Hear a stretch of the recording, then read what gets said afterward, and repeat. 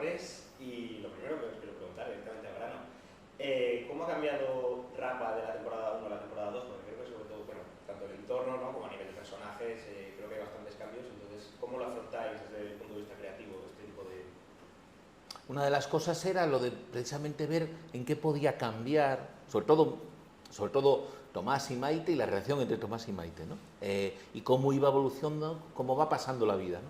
Esa era una cosa, y yo creo que la distancia que haya entre la 1 y la 2 en eso, pues sería algo muy sustancial del proyecto, pues por cómo vamos cambiando, por cómo van cambiando las cosas. Y luego era meternos, sin alejarnos geográficamente, sin meternos en universos completamente diferentes y completamente nuevos, no solo para nosotros, sino también, por ejemplo, sobre todo para el personaje de Maite, cuando va y se mete en el mundo del Arsenal, ¿no?, que es un mundo marciano, por así decirlo, ¿no? Y yo creo que esas serían las grandes... Y luego, perdón, y la tercera sería cómo se van a rodear de nuevos personajes, ¿no?, que, bueno, pues que los personajes con los que te vas encontrando, ¿no?, y que no tienen, por supuesto, nada que ver con los anteriores, ¿no? Ahora voy a preguntar por el tema sobre todo de Galicia y tal, pero antes quiero preguntar por el tema de Lela, porque tenéis un personaje que me parece que es muy importante que se represente en este tipo de enfermedades en ficciones. Supongo que estáis al tanto de que llevamos más de un año esperando la ley, que se termine de tramitar la ley de Lela. No sé qué opinión os merece, qué le pediríais ahora que tenéis un altavoz mediático, pues al gobierno de ahora o al que venga, etcétera. ¿Qué se le puede pedir para que esto avance y para ayudar a estas personas? A ver, hay una pelea que yo creo que es muy valiosa, que es la que desde hace muchos años había que era por el derecho a una muerte digna. E igualmente resulta muy valioso, y entiendo que es en eso en lo que se está ahora peleando mucho y ojalá fructifique, que es lo del derecho a una vida digna, ¿no? Es una enfermedad horrible que lleva aparejada un montón de necesidades para poder hacer una vida aceptable, ¿no? Y lo de que, bueno, pues si somos una sociedad mínimamente civilizada, deberíamos apoyar el que la gente pueda vivir lo mejor posible en el contexto que le toca, ¿no? Y luego, como es una enfermedad también que es tan extrema, es cierto que también que lo importante es la flexibilidad de que cada uno lo vive, ¿no? Por eso yo creo que el tema de tanto de la vida digna como la muerte digna tiene que ver con que cada uno se enfrenta a esa situación y lo vive desde un lugar diferente, y no se puede juzgar desde fuera ni se pueden limitar, ¿no?, las opciones. Simplemente tú puedes ayudar a hacer ese viaje y ayudar a generar un apoyo tanto logístico. Nosotros, por ejemplo, nos hemos vuelto especialistas en tipos de silla, en coches adaptados, porque al final tú tienes que conocer, ¿no?, al final las necesidades para ver, o sea, ¿no?, a qué te tienes que enfrentar viviendo esto, y en cuanto te acercas a cualquier enfermedad y más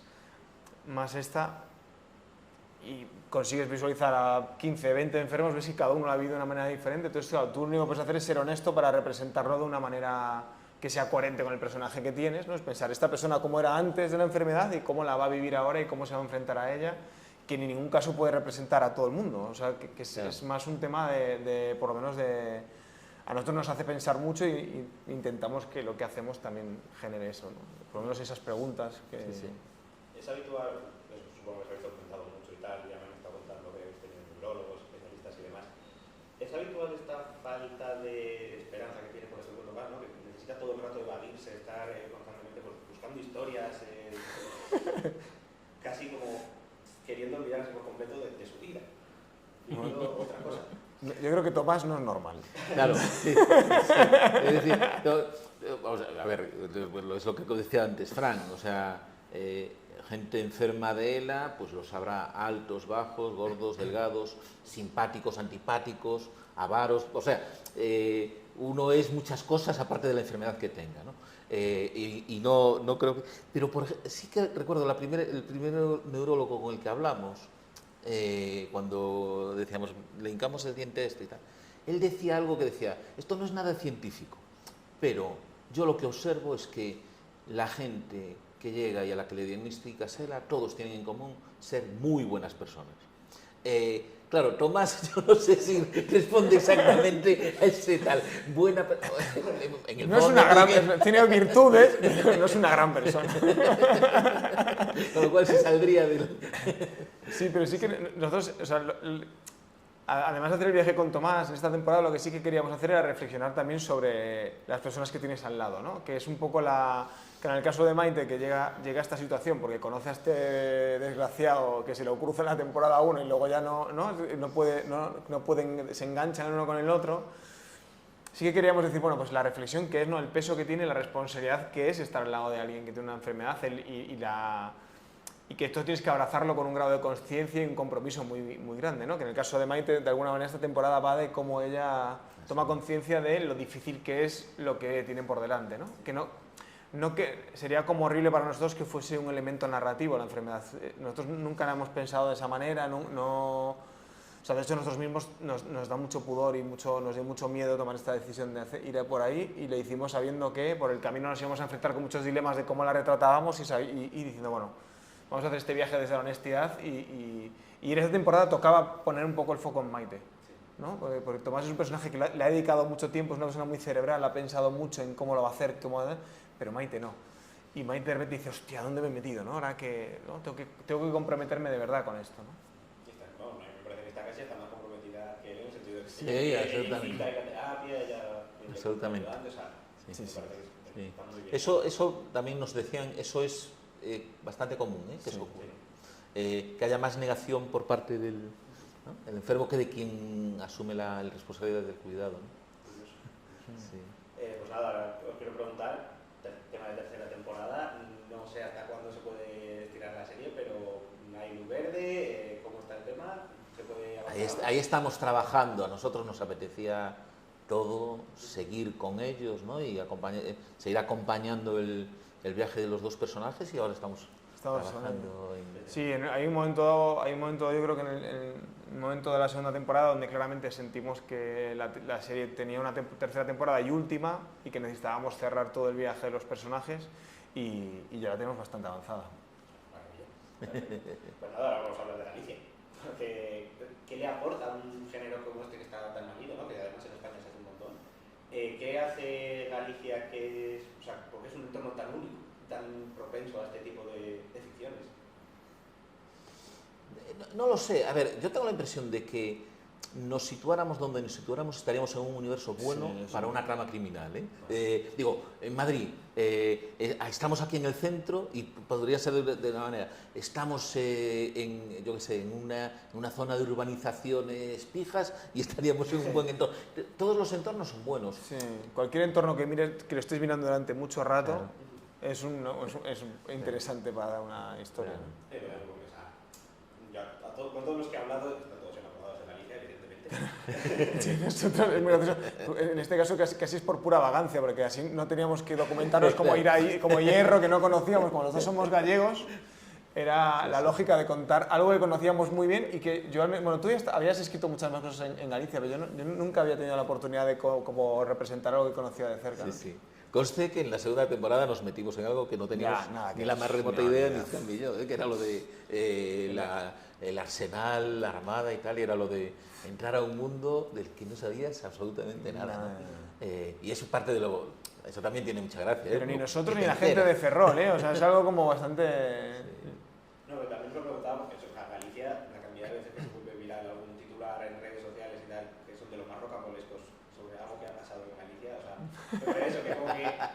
Bueno, en Murcia pasan muchas cosas. No, me parece una región, o sea, que es muy rica, que eso permite contar historias, pues que quizás en otros entornos no sé si funcionarían tan bien. Sí, puede ser. Sí. Y luego a nivel paisajístico, la naturaleza, la zona en la que estamos es increíble, o sea, toda esa zona, ¿verdad? De hecho, todo el rato es como, ay, que esto no hemos enseñado esto, a ver cómo conseguimos ir a algún sitio para poder enseñar esta parte. Sí. Y a nivel de género, ya hablando de España, se hace un montón de thriller, de buscar el asesino, etc. ¿Por qué eso no está tan bien? O sea, ¿qué ha ocurrido en España para que hayamos desarrollado una industria tan potente en este género? Porque incluso productoras internacionales vienen a hacerlos aquí. Muchísimo más que otros. Yo no sabría decir, está claro que es un género que está de moda, nunca ha dejado de estarlo desde que existe, pero hoy está... A ver, yo creo que hay una cosa, pero no sé si es en España distinto que en otros sitios, porque ves el género negro que tiene muy buena salud en muchos países. Digo, aparte de Escandinavia, por supuesto, pero Francia, por ejemplo, es un nivelón, o desde luego Inglaterra y tal. Yo creo que también tiene que ver con que las tramas criminales es que son muy... facilitan mucho las cosas a la hora de hablar de cómo somos, de cómo... cuando nos metemos en dificultades, cuando nos vamos un poco al límite y se trata de... Y ahí se prueba muy bien cómo somos, ¿no? Pero supongo que tiene que ver con eso, ¿eh? Si no, yo no conozco otra razón, no se me ocurre ninguna otra. Y que ha habido muchos escritores muy buenos de género también en España, ¿no? Yo creo que también eso... Sí, sí. Y muchos fans de género, como nosotros, que al final nosotros somos fans de ese tipo de literatura y al final pues la intentas emular en tu ámbito, ¿no? Que es la tele. ¿Habéis usado algún referente concreto para Rapa o ha sido eso más genérico de lo que gusta? Ninguno. De hecho, antes estábamos preguntándonoslo y decías, no sabríamos decir, afortunadamente uno, y en realidad en el fondo son muchos, y creo que inevitablemente e inconscientemente, porque bueno, somos lo que hemos vivido y lo que hemos, leído, ¿no? Pero siempre, yo creo que siempre es esa cosa de, vale, alguien hizo algo, el género negro yo creo, o es naturalista o no es, ¿no? Entonces, si aquí tenemos la Guardia Civil, no tenemos el FBI, es distinto.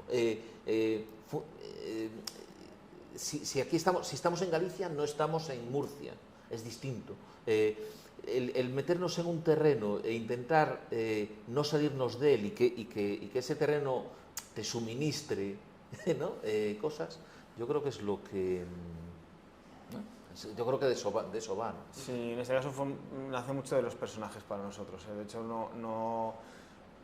la idea que creo que arrancaste tú, de que lo del profesor que se encuentra con algo y te dices, hostia, vamos a hacer una serie con alguien que no es policía, esto es un lío, porque cómo consigues que sea verosímil. Entonces, de repente, en cuanto abrazas a unos personajes, empiezan a hacerte dificultades y es como vas escribiendo a partir de a ver cómo lo hago para poder mantener esto que he decidido antes. En eso vas huyendo hacia adelante como buenamente puedes, yo creo. Sí, sí. No sé si me da tiempo una rapidísima. Vale, perfecto. Rapa, hay una cosa muy buena que tiene, que es que plantea, además de todo el tema de buscar el asesino, plantea muchas dudas morales, ¿no? Muchos debates que eso a nivel de espectador es evidente, ¿no? Te obliga a no ser pasivo.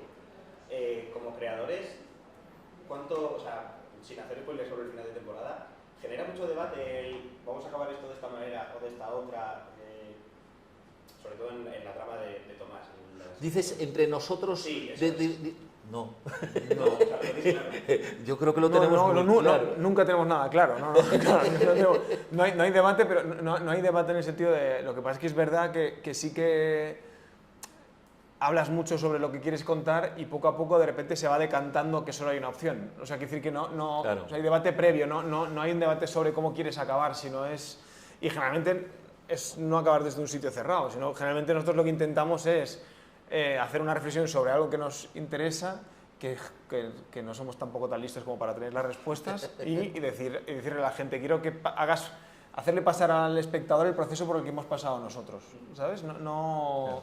Y al final acaba apareciendo de una manera natural, al final, no decimos al principio va a acabar así, esto tiene que ser así.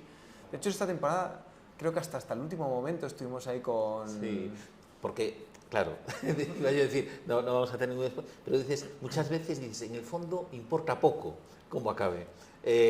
Lo que importa mucho es todo lo que ha ocurrido antes, ¿no? Sí, de hecho nosotros somos fans de decirle a la gente, mira, estas son las soluciones honestas, vamos a otra cosa que nos interesa más. Vale, estupendo. Muy bien. Eso sí, es que